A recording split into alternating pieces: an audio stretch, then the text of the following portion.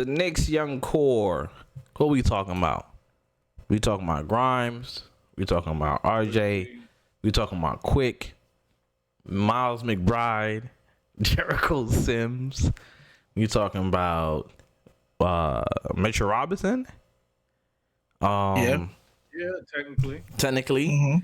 Jalen Brunson is 26 and Mitch is 25. I think that's kind of crazy, right?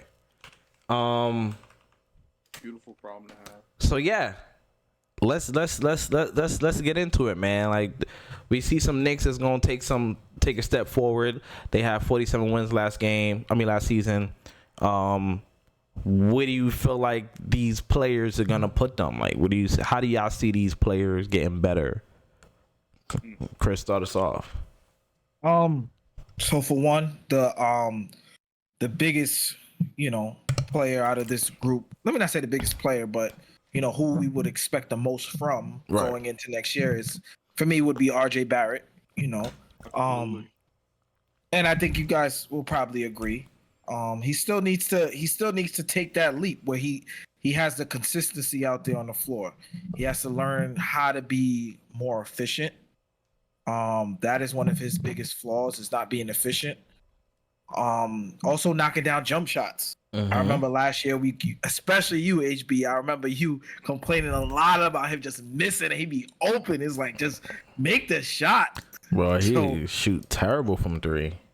Right. So, and there'll be some games where he's on, right? And we see the glimpse and we see the flashes. Right. And all we ask is for that consistency, and that with the consistency will come with the efficiency, which will make the numbers rise, and it will translate for the entire team. It will help the entire team be better. Right. As well as also Quentin Grimes, same thing. You want to see him knock down open jump shots.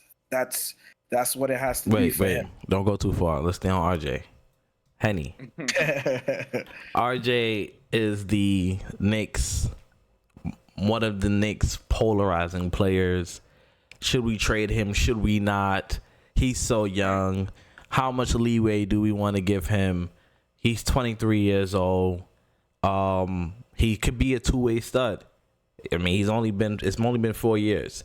If you would have looked at Stephen Curry his first 4 years with all those injuries, you may have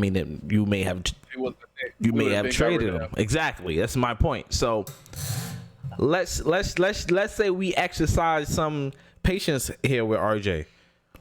How do you see him getting better? 19.6 points a game, 43% from the field, 31% from three-pointer, 5 rebounds, 2.8 assists. That was in the regular season. However, he had a strong postseason. His postseason was really good. Very consistent on defense. He had 2 bad games offensively, shooting wise. And then after that, he was all good. And in the last game, he went 2 for 10 or something crazy stuff like that. But other than that, he's been really good. So what do you see? Where do you feel like, RJ going?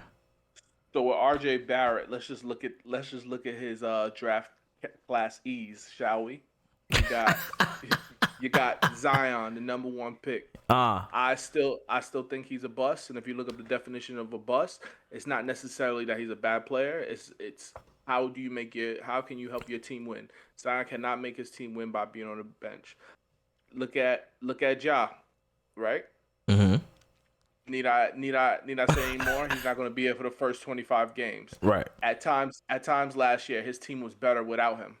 That's true. So, and what's the crazy thing about Ja too is he's brought his team as far as RJ has brought his team, in a sense. They've gone as far as they've gone the same. I didn't even get to RJ yet. They've gone the same distance in the playoffs, which is Ja's been an all-star, but keep going.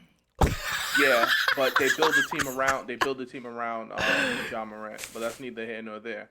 RJ's in a class of his own. I call these stupid stats. What's stupid stats? But he's leading in points, assists, and I believe rebounds for people born in the 2000s.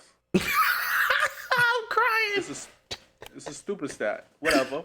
But I mean, class he's that young. he's in is in Luca. The class that he's in is in, I believe, Luca, and yeah, that's it. So he's in good hands. I think we should. I think we should. Oh my Build. god. I think not build around him, but give him some time. You know, he's still young. I say this. What was you doing at 23, 24? That's what I'm saying. Like I feel like Then John Morant was born in 1999, but that's why he's not in that category. that's why it's a stupid stat. Exactly. Exactly why it's a stupid stat. I see RJ really probably averaging 22 points this season. I think the efficiency goes up. I think the numbers go up. I think that's where he needs to be. Yeah, 22. That's where he really needs to be. Grimes, he worked out with JJ Redick the other day. We see him, all over social media now. JJ Redick has some things to say, like he can add 5 more wins to the Knicks if he takes that next step. Grimes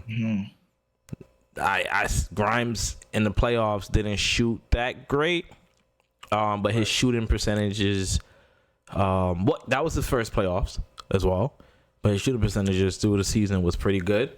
He's a 3-and-D player. He is what he is. I think he can put the ball on the floor. I think that would be the next step. The next step for him will be putting the ball on the floor, probably taking pull up mid range, and a little bit of shot creation. I mean, or just come off of screens, or I don't know. I feel like Tibbs got to run some plays for Grimes, but he has to make it make sense.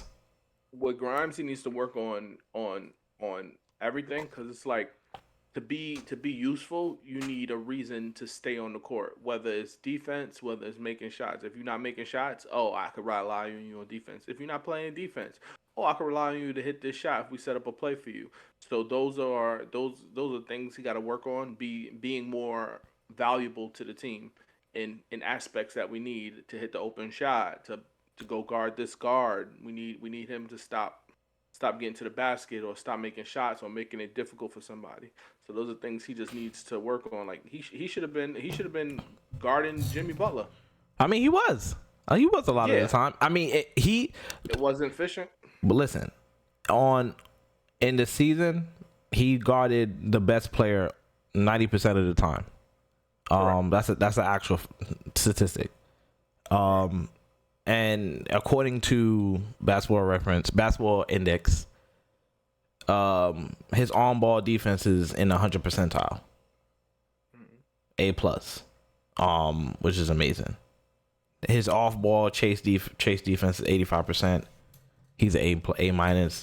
I mean, he is what he is. He's a 3-and-D. He is what he is. He is what he is. Next player, quickly won a bag. I heard a story recently that they saying $100 million. Like it's gonna be at least $20 million a year. At least $20 million. Gotta be. So you're gonna be paying Josh Hart 18, him 20, $40 million on your bench. Let's see what the market holds. It has to. What are you really gonna pay quickly? What is quickly really gonna accept? I see. I mean, he that's his rookie contract, correct? Yeah. He's restricted. Yeah, he can. Yeah, exactly. We can match anything. I don't think somebody gonna give him $30 million though. Right, and that's a choice the Knicks would have to make to match that. They will match it. They'll match it. Right. So that's what I'm saying. I think Quickly has played himself into untradeable. No. I think so. Yeah, especially with Tibbs. I have to disagree. The reason why I think he's untradeable is because he's actually a really, like, his on-off defense numbers for the Knicks is like 11 points. Like, it's extremely high. He's literally their best off-ball defender. And for what he brings on both sides of the ball, he's extremely valuable. I was watching the Boston game. I mean, if you want to reference the Boston game, when he dropped 38, he played the whole damn game. He had a play, he blocks Jaylen Brown, and then go lay the ball up on the other end of the court. Like, that's Quickly. That's a two-way player. Well, he's a great bench player, but I can't see a bench player getting paid a lot of money like that, and we not starting him. That's just hard to see. We don't know yet. We don't know, but he deserves it. He deserves the money. So let me ask you a question. Are you okay with the Jalen Brunson quickly backcourt? Yes, I am. I just like Grimes. I like Grimes better. I like Grimes' skill set better. Body. I'm okay with it, but I feel like it benefits the Knicks more if he comes off the bench.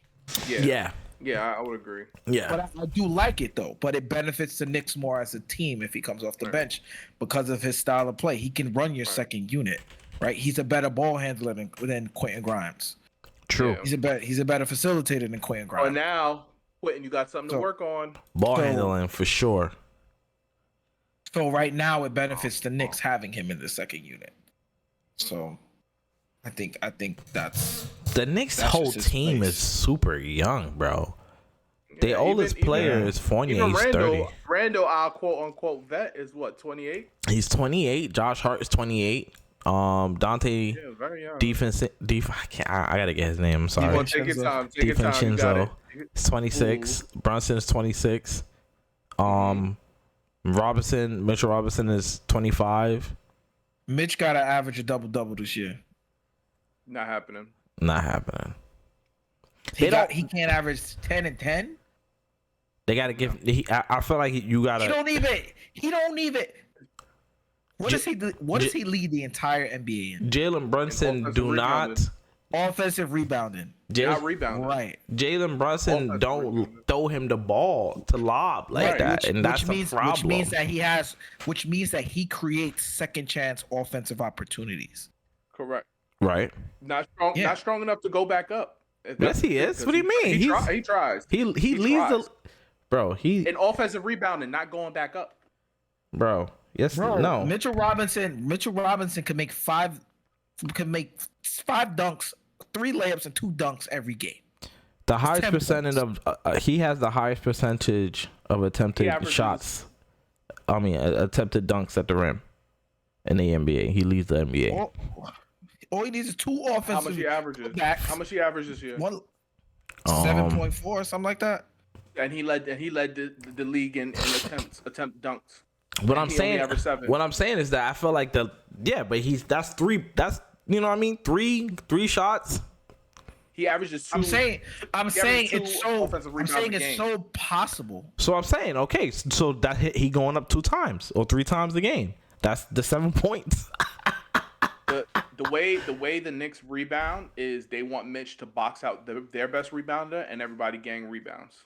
That's how they rebound. So for him to average a double is hard only because the way the team rebounds. That's just how they rebound.